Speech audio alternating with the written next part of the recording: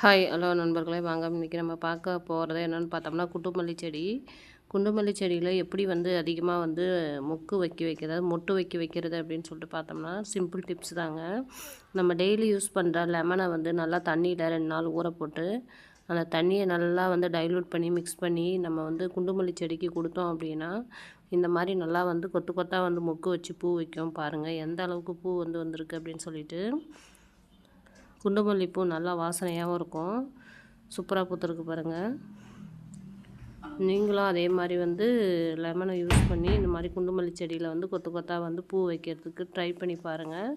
கண்டிப்பாக சக்ஸஸ்ஃபுல் ஆகும். பாருங்கள் ஒரே கொத்தில் எத்தனை பட்ஸ் வந்திருக்கு அப்படின்னு சொல்லிட்டு. இந்த பூ எனக்கும் பிடிக்கும், உங்களுக்கும் பிடிக்குமான்ட்டு கமெண்ட்ஸில் சொல்லுங்கள். வீடியோ பிடிச்சிருந்தால் லைக் பண்ணுங்கள், கமெண்ட் பண்ணுங்கள், சப்ஸ்கிரைப் பண்ணுங்கள்.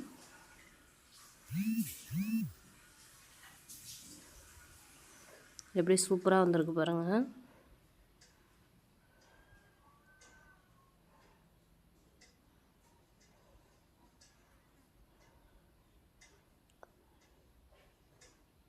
ஓகே நண்பர்களே, தேங்க்ஸ் ஃபார் வாட்சிங்.